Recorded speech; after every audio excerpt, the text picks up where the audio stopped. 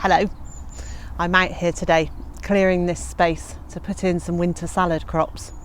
I'm Liz Zorab and this is Byther Farm.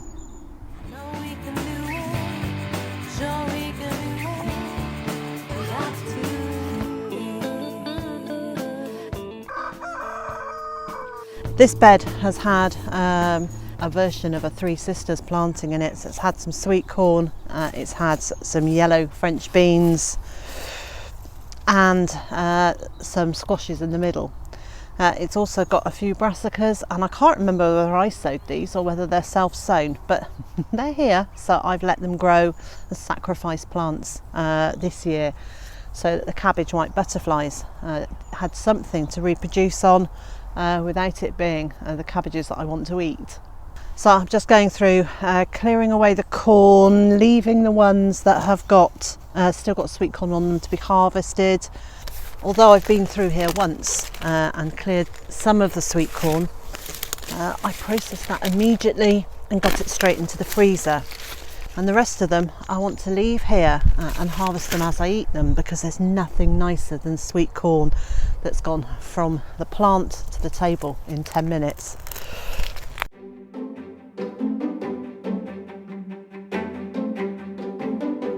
So all of those have still got corn on them. This one can go.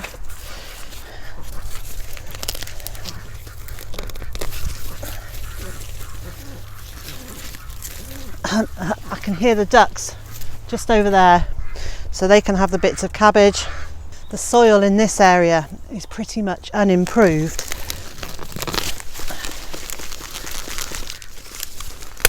It's had one load of duck bedding on it, but it hasn't had any other compost. Wow, there's a very small corn on that one. I'll keep that. Let's have a look. Oh yes, it's hardly got any corn on it, but that's still enough for me to have for breakfast. Ducks, do you want some cabbage? Here you go.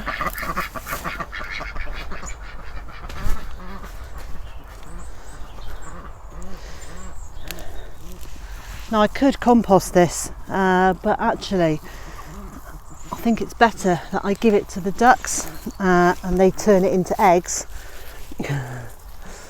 than to put it into the compost heap.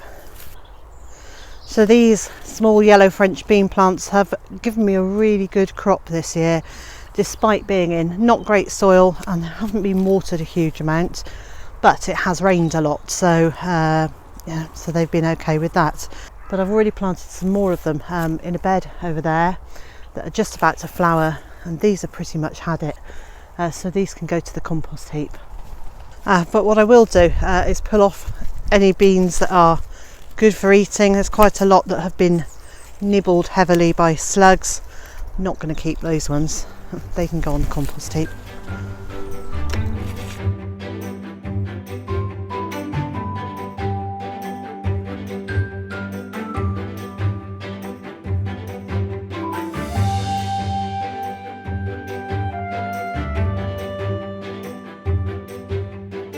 So this bed is now mostly clear. So cabbage or two for the ducks. There's a cabbage resident that will go over to the chickens. This is the, thank you ducks. This is the caterpillar from a cabbage moth. So it's the green, all green, almost the same colour as the cabbage. And the chickens really like those. A few weeds, they go to the ducks as well because they will dibble amongst the roots.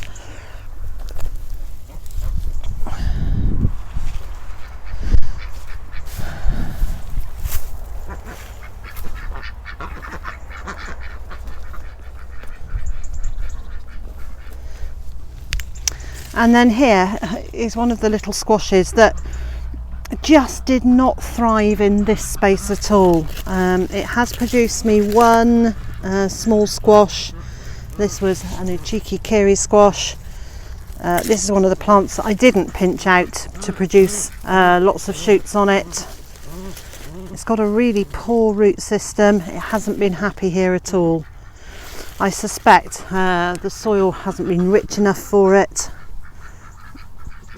and feeling around underneath it, very possibly a vole or a mole has created a pathway right under its roots. This area at the back never really stays weed free. The weeds come through from the duck field, so all I do is just grab what I can and return it to the duck field.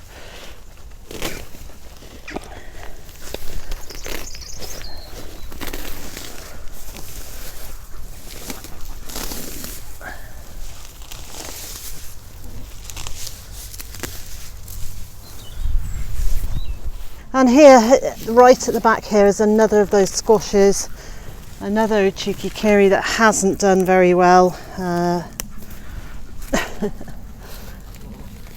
again, a very small root system, only a few leaves, and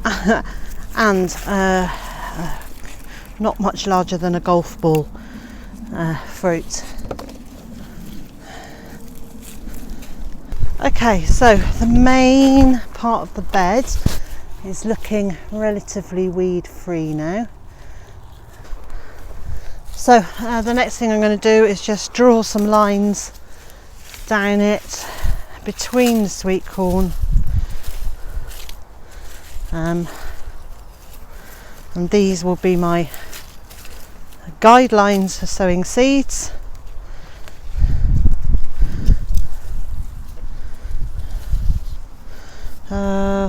Okay, so that's not the straightest line ever, but that will do. Now, I don't walk on my raised beds at all. If I've got to put my foot on them, I try and put a piece of wood down first to spread the pressure. And I have stood on this, but it's unimproved, and hopefully over the next few years, as I improve it, I'll stay off it. The other thing is that this bed is wider than my raised beds are. This is more like 7 feet wide, which is too wide to have as a bed without being able to stand on it, because I can't reach into the centre without putting a foot on it.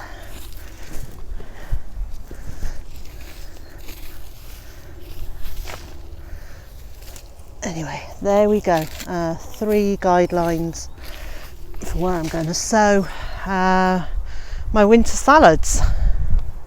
So 3 things I'm going to plant out here. One is lettuce called Winter Imperial. I sowed these seeds on the 1st of September in a tray in the Polytunnel.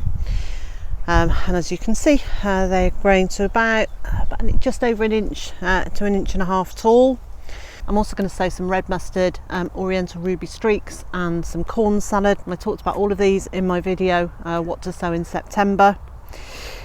So now I'm actually getting them in the ground. But the other thing I'm doing is I'm also planting them in the Polytunnel.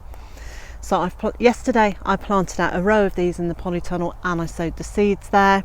Today I'm going to do it outside, and then I can do a comparison of how well they get on out in the open versus the Polytunnel. So this is the oriental ruby streaks going in. Now I don't have enough for a full row, so I will do half a row and I will mark where it comes to with a neatly placed twig.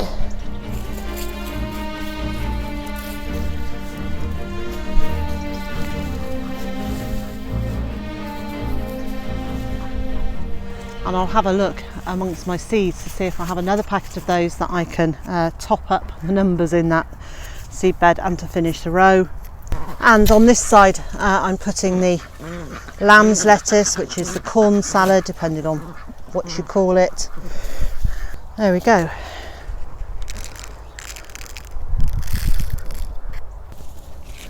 And then I'm just lightly covering them over. And now I'll plant some of these in the central section and we'll watch how they develop over the next few months.